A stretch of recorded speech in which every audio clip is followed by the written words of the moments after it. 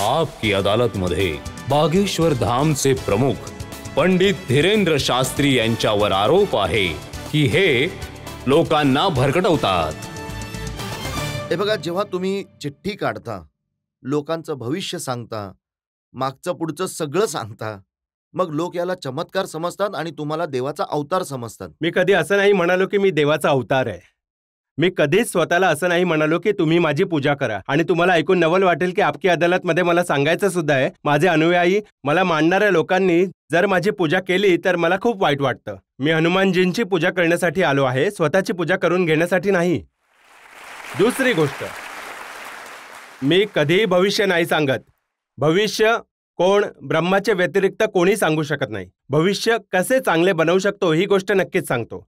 मला जे गुरु परंपरेमधून इंट्युशन मिळतं, संकेत मिळतात, ती गोष्ट मी, जसं ग्रह नक्षत्रांची एक परंपरा आहे, एस्ट्रोलॉजी आहे, ज्योतिषशास्त्र आहे, ग्रह नक्षत्र तारे, आज नासा आले, इस्रो आलंय, आज खगोलशास्त्र आलं आहे, त्यांच्या आधी गृह नक्षत्रांच्या बद्दल आपल्या ज्योतिष परंपरेने सांगितलंय। ते जे सांगायचंय की आज ग्रहण होणार आहे तर त्या दिवशी ग्रहण व्हायचं, सांगायचं इतक्या मिनिटांमध्ये होईल तेवढ्या मिनिटांवर ग्रहण व्हायचं। आज नक्कीच विज्ञान आलंय, परंतु हीच एक आपल्याजवळ देखील गुरुची सोय आहे, माझ्या गुरूंनी मला दिली। आता कधी कोणी प्रश्न घेऊन येतो, मी प्रार्थना करतो की यांच्यासाठी मार्ग दाखवा। मला जे योग्य वाटतं ते लिहून मी ठेवून देतो। मी भविष्य सांगत नाही। हे लोकांच्या मनामध्ये ही एक चुकीची भावना एक मनामध्ये स्थापित झाली आहे की तुम्ही प्रवचन देत आहात, कथा सांगत आहात, लोक विचारतात, मग तुम्ही सांगता की मला माहिती आहे की तुम्ही आपल्या घरून प्रसाद बनवून आणलाय, मला माहिती आहे। कुणाला सांगता की मला माहिती आहे की कुठल्या मुलीबरोबर तुझं अफेअर चालू आहे, मला माहिती आहे। जे लोक या गोष्टी ऐकतात ते म्हणतात की कधीतरी आसिम मुनीरची चिठ्ठी का नाही काढत आहे? अगदी योग्य प्रश्न आहे। पहिली गोष्ट तर खूप सुंदर प्रश्न आहे। पहिली गोष्ट तर ही एक पद्धत आहे दरबार परंपरेची, ही माझ्या वंश परंपरेने चालत आलेली आहे। माझे आजोबा देखील हेच करायचे, त्यांचे सुद्धा वडील गुरुजी। जसं शाळेमध्ये लहान मुलं जातात तर ड्रेस घालून जातात, पोलीसवाले ड्रेस घालून येतात, तसेच मी जेव्हा दरबारात बसतो, माझी जी गुरूंची गादी आहे त्या स्थानी मी आवाहन करतो। काही संकेत मला मिळतात। 24 तास कुठलीही व्यक्ती भविष्य सांगू शकत नाही, ना कुठल्याही देवी शक्तीच्या संपर्कामध्ये राहू शकतो, नाहीतर मी वेडा झालो असतो। जर वारंवार संकेत हेच ऐकत राहिलो तर वेडा होऊन जाईल। एक पद्धत आहे, जर तिथे बसतो, जी प्रेरणा मिळते त्या आधारावर काढतो। आता कोणी धाममध्ये येऊन दरबारात येऊन आसिम मुनीर यांची चिठ्ठी काढली आणि जे मला प्रार्थनेमध्ये वाटेल ते मी सांगेन आणि निसंकोचपणे सांगेन, छाती ठोकपणे सांगेन। आता तुम्ही म्हणाल की देश तर तुमचा सुद्धा आहे, तर तुम्ही सुद्धा काढली पाहिजे, तर मी प्रश्न करणाऱ्याच्या आधारावर उत्तर देऊ शकतो। कोणी प्रश्न विचारायला आला तर मी त्याला मार्ग दाखवतो आणि देवाच्या कृपेने ते खरं होतं। टीका करणारे असं म्हणतात की पहलगाम मध्ये हल्ला झाला, मग बाबांनी चिठ्ठी का नाही काढली? हिंदूंना त्यांचं नाव विचारून, धर्म विचारून गोळी मारली गेली, तेव्हा बाबा कुठे होते? प्लेन क्रॅश झालं, ट्रेन धडकली, तेव्हा बाबांची चिठ्ठी कुठे गेली? मी वाचत असतो, कमेंट्स खूप उत्तम येत असतात। मी त्यांना एक गोष्ट या व्हिडिओच्या माध्यमातून, तुमच्या माध्यमातून निवेदन करतोय। 24 तासांमध्ये जी पद्धत आहे दरबारची, ती काही वेळासाठी बसतो आणि प्रार्थना करतो। कृष्णदेवांना सुद्धा माहिती होतं की महाभारत होईल, परंतु ते टाळू शकले का? नाही। आपण नशीब टाळू शकत नाही, आपण विधी लिखित टाळू शकत नाही। जर विधीचे लिखित आपण टाळले तर आपणच विधाता नसतो का? विधात्याची गरज काय आहे? आपण लिखित पुसू शकत नाही। आपण लिहिलेलं पुसलं की आज प्लेनमध्ये नका बसू, नाहीतर क्रॅश होईल एअर इंडियाचं, जर मी हे सांगितलं तर मग विधी लिखित जे आहे, लिखित सुद्धा पुसून जाईल। दुसरी गोष्ट, महाभारतामध्ये अभिमन्यूचं एक चरित्र आहे। कृष्णदेवांना माहिती होतं आज जर गेला तर मारला जाईल, परंतु देवाने थांबवलं नाही। का? कारण विधीचा लेख होता। प्रभू रामांना माहिती होतं जर आपण 14 वर्ष वनवासासाठी गेलो तर आपले पिता प्राण सोडतील, परंतु प्रभू थांबले नाहीत। का? कारण विधीचा लेख नाही पुसला जाऊ शकत। त्याच प्रकारे मी विधाता नाही, मी सुद्धा तुमच्यासारखाच आहे। हा गुरु परंपरेमधून जो आशीर्वाद मिळाला, त्या आशीर्वादाने लोकांना अंधारातून मार्ग दाखवण्यासाठी एक दिवा पेटवण्याचं काम करतो। मी भविष्य सांगत नाही, भविष्य बनवण्यासाठी जागृत करतो। मी भविष्य सांगणारा नाही, मी भविष्य बनवण्याची चर्चा करतो। प्रेरणा जी लागते गृह नक्षत्रांप्रमाणे गुरु परंपरा, संन्यासी बाबांची आमची परंपरा, त्याच्या आधारे जी प्रेरणा लागते त्याच्याबद्दल मी सांगतो की बाबा असं असं होऊ शकतं, असं असं आहे, त्यामुळे हे तुम्ही असं असं करा, परंतु मी टाळू शकत नाही कारण मी विधाता नाही। भविष्य सांगण्यासाठी कुठे सांगतोय? मी म्हणतोय की कमीत कमी हे सांगा की पाकिस्तानने न्यूक्लिअर बॉम्ब कुठे कुठे लपवून ठेवलेत। काय सांगू, देवाला प्रार्थना करेन की हा सुद्धा अर्ज घेतला जावा. तुम्ही ऑपरेशन सिंदूरबद्दल बऱ्याचशा गोष्टी सांगितल्यात. तुम्हाला वाटतं का की न्याय मिळालाय की अजून बाकी आहे? आपण गप्प आहोत, शांत आहे, परंतु छेडलं तर सोडणार नाही. आता हा जुना भारत नाहीये, हा नवीन युगातील भारत आहे, 2025चा भारत आहे. आणि मुनीरला, पाकिस्तानला ही गोष्ट लक्षात आली पाहिजे. तर तुम्ही आता छेडलं तर सोडलं जाणार नाही. आता 9 ठिकाणांवर उद्या 99 ठिकाणं उडवले जातील. दुसरी गोष्ट, एका कवींनी एक खूप छान गोष्ट सांगितली होती आणि तुम्हा सगळ्यांच्या आणि आपल्या सगळ्यांच्या कामाची आहे की कधी जर पाकिस्तानशी आपलं बोलणं झालं आणि पाकिस्तानच्या जनतेला आपल्यासमोर बसवलं गेलं किंवा तिथल्या पंतप्रधानांना, तर त्यांना मी एक गोष्ट नक्की सांगेन, चला युद्ध होऊन जाऊ द्या. परंतु त्यावेळेचं युद्ध गोळा बारूद किंवा मिसाईलनी नाही, आपल्या देशाची गरिबी संपवण्याचं युद्ध होऊन जाऊ द्या. आपण बुद्धांच्या देशातील आहोत, आपण रामाच्या देशातले आहोत, कृष्णाच्या देशातले आहोत, बुद्धांच्या देशातले आहोत. युद्धावर विश्वास ठेवत नाही, परंतु जर तुम्ही छेडलं तर सोडणार सुद्धा नाही. तुम्ही छेडला आहे, धर्म विचारून मारला आहे, आम्ही घरात घुसून मारणार आहोत. आणि आता जर तुम्ही छेडलं तर पीओके तर घेऊच. हे तर ऑपरेशन सिंदूर होतं, अजून मेहंदी बाकी आहे, हळद बाकी आहे. मुनीर साहेबांना नक्कीच तुम्ही हा व्हिडिओ पाठवा. हळद बाकी आहे आणि मुनीर साहेब जर विदाई झाली लग्नानंतर तर पाकिस्तानच्या लाहोरवर आपला तिरंगा फडकेल.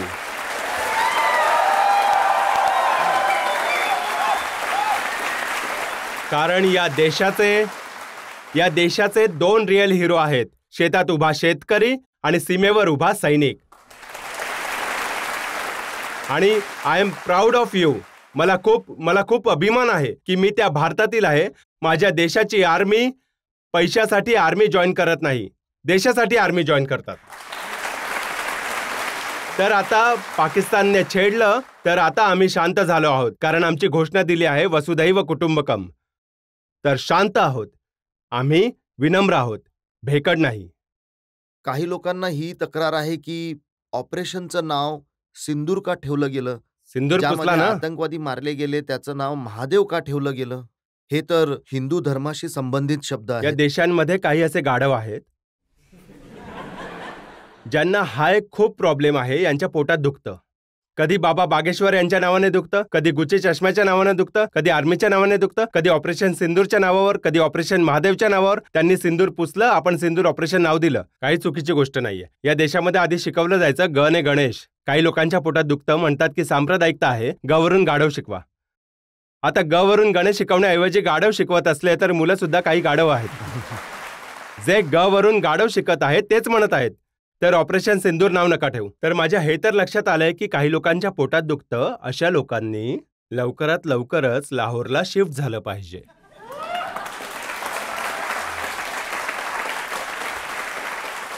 प्रश्न आणखी घेऊ शकतो आपण? तुम्हाला माझा प्रश्न असा आहे की हिंदू मुलींना, हिंदू भगिनींना कित्येकदा लव्ह ट्रायंगल मध्ये फसवून लग्न लावलं जातं आणि लग्नानंतर कळतं की मुलगा मुसलमान आहे. तर हे कसं थांबवलं जाऊ शकतं? पहिली गोष्ट तर मी प्रार्थना करेन की प्रेम करणं की मोहब्बत बुरी नहीं है पर माँ बाप से ज्यादा जरूरी नहीं है.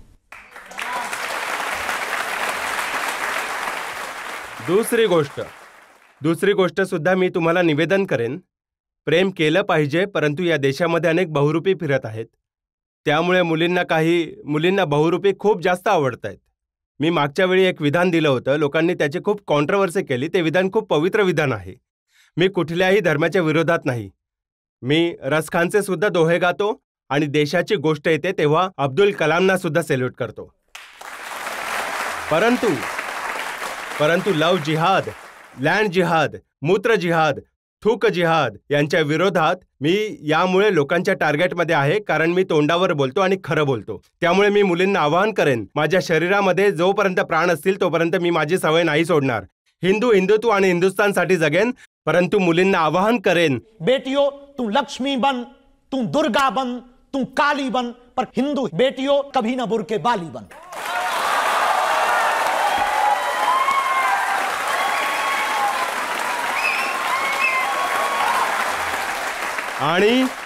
या व्हिडिओ बरोबर मी ही गोष्ट सुद्धा बोलत आहे की माझ्या मुस्लिम भगिनींच्या प्रति हा द्वेष नाहीये, आदर आहे की तुम्ही तुमचा धर्म सांभाळून ठेवा, आमच्या मुली आपला धर्म सांभाळून ठेवतील.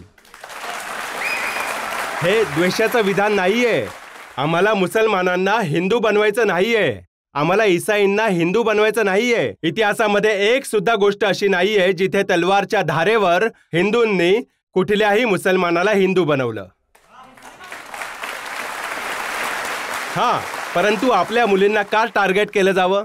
आज आपल्या श्रद्धाचे 35 तुकडे झाले. कोलकातामध्ये डॉक्टर मुलीला मारलं गेलं, वाईट प्रकारे. आपल्या बुरानपूरमध्ये मध्य प्रदेशमध्ये रफिक नावाच्या मुलाने गळा कापला. या गोष्टीवर कापला की ती बरोबर राहण्यासाठी तयार नव्हती. तर यापासून वाचण्याचा सर्वोत्तम उपाय हाच आहे, तपास करा, पारख करा. त्याच्यानंतर त्याच्या कुटुंबाचे डिटेल घ्या. गरजेचं नाही की कोणी धागा घातला आणि टिळा लावला तर तो हिंदू असेल. असं असू शकतं, तो कालनेमी असेल. पण शास्त्रीजी, बरेचसे हिंदू मुसलमान समाजातील मुलं मुली असतात ज्यांच्यामध्ये जेन्युइन प्रेम असेल, ज्यांच्यात खरंच स्नेह असेल, प्रेम असेल, त्यांच्यावर तर काही अडचण नाही. काही अडचण नाही. बोललं तर समजू शकतो आपण गोष्ट. हा जो प्रश्न त्यांनी केला तो लव्ह जिहादवर केला. लव्ह जिहाद या देशाचा एक प्रायोजित एक मोहीम आहे. मुसलमानांवर माझा द्वेष नाही, खूप मैत्री आहे.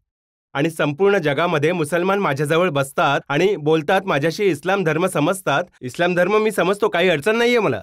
मुसलमानांशी काय असेल? आणि जर काही अडचण असती तर मी पाकिस्तानच्या त्यांना भेटलो, ते म्हणाले की मी नाव नाही बदलू शकलो, तर काय झालं? नाव काय बदलणं गरजेचं आहे? लंडन आरिफ साहेब भेटले होते, मोहम्मद आरिफ साहेब लंडनच्या पार्लमेंटच्या कार्यक्रमात भेटले होते. म्हणाले मी नाव बदलू शकत नाहीये, मुलांना अडचण येईल, कागदपत्रात अडचण येईल, तर मग काय मी हिंदू बनू शकत नाही? मी म्हणालो साहेब, नाव बदलण्याची गरज नाहीये.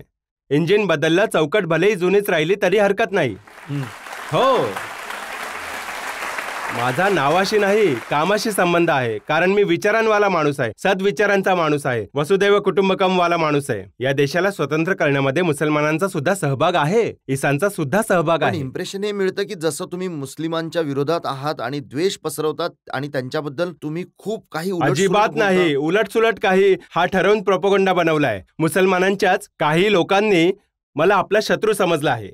खरं हे आहे, जितकं मला त्यांचं हित हवं आहे, अन्य कुणाचंही नकोय. मला मुसलमानांचं हित हवं आहे. तुम्ही कायद्यात राहाल तर फायद्यात राहाल. मला मुसलमानांचं हित हवं आहे की या देशामध्ये हिंदू मुस्लिम बंद व्हावं. मला मुसलमानांचं हित हवं आहे या देशामध्ये हिंदू मुसलमान लढाई बंद व्हावी, मंदिर मशीद लढाई बंद व्हावी. मला या देशामध्ये हित हवं आहे. प्रेमाने राहा, नम्रपणे राहा, जसे राहत होते तसे राहा. परंतु हो, आतंकवादाच्या विरोधात आहे. हो, लव्ह जिहादच्या विरोधात आहे, लँड जिहादच्या विरोधात आहे, मूत्र जिहादच्या विरोधात आहे. भले तो मुसलमान असो, भले हिंदू असो, भले तो ईसाई असो, कुणीही असू दे, मी गजवा हिंदच्या विरोधात आहे. एक प्रश्न आणखी घेऊ शकतो? माझा तुम्हाला हा प्रश्न आहे की जी आजकालची तरुण पिढी आहे ती खूप कन्फ्युज्ड स्टेटमध्ये असते की आम्ही कुठल्या देवाला मोठं मानायचं, कारण आपल्या हिंदू धर्मात खूप सारे देवी देवता आहेत. मग श्री गणेश सगळ्यात मोठे आहेत, शंकर सगळ्यात मोठे आहेत की हनुमानजी सगळ्यात मोठे आहेत? तर अशा तरुण पिढीला तुम्ही काय संदेश देऊ इच्छिता? ताई, जी एका दुकानात एक माणूस दागिना खरेदी करायला गेला, त्याने गोल्ड रिंग सुद्धा खरेदी केली, ब्रेसलेट सुद्धा गोल्डचंच खरेदी केलं, मंगळसूत्र सुद्धा गोल्डचंच खरेदी केलं आणि अंगठी सुद्धा गोल्डचीच खरेदी केली आणि चारही वस्तू दुकानदाराने ठेवल्या. तर त्याने प्रश्न विचारला, मोठं सोनं कुठलं आहे? त्यामध्ये कोणीही मोठं नाहीये, सगळे समान आहेत. मातीचं भांडं कुल्लड सुद्धा बनतं, मातीची थाळी सुद्धा बनते, मातीचं मडकं सुद्धा बनतं, सोन्याचं कर्णफूल सुद्धा बनतं आणि सोन्याचं ब्रेसलेट सुद्धा बनतं. परंतु सोनं तर सोनंच असतं आणि माती ही मातीच असते. अगदी तसंच तुम्ही भले कृष्णाची पूजा करा, प्रभू रामांची पूजा करा, श्री राधाराणीची पूजा करा, किंवा मग तुम्ही हनुमानजींची पूजा करा किंवा शिवजींची पूजा करा. वडाच्या कुठल्याही फांदीवर चढायला सुरुवात तर करा, शेवटी पोचाल तर वडावरच. तसंच कुठल्याही ईश्वराला पकडा, पोचाल तर ईश्वरापाशी. पण असं म्हणतात ना की महादेव तर देवांचे देव ते देवांचे देव आहे, कारण त्यांच्या घरामध्ये सगळ्यांना पूजलं गेलं आहे. बाकी देवतांची 1-2 पिढी पूजली गेली, यांचं संपूर्ण घरानं पूजलं गेलं. शंकरांचं, महादेवांचं विचारा कसं. आता शंकरजी पूजले जात आहेत स्वतः, यांच्या धर्मपत्नी पार्वती माता पूजली गेली. अच्छा चला ठीक आहे पार्वतीजी, तर अनेक देवता दोघांनाही जोडीने पुजतात, यांचे पुत्र सुद्धा पुजले जातात, गणेश, कार्तिकेय, चला अनेक लोकांचे पुत्र सुद्धा पुजतात, नाही यांच्या सुना सुद्धा पुजल्या जातात, रिद्धी सिद्धी, यांचे नातवंड सुद्धा पुजले जातात, शुभलाभ. त्यामुळे बाकी सगळे देव आहेत, हे महादेव आहेत.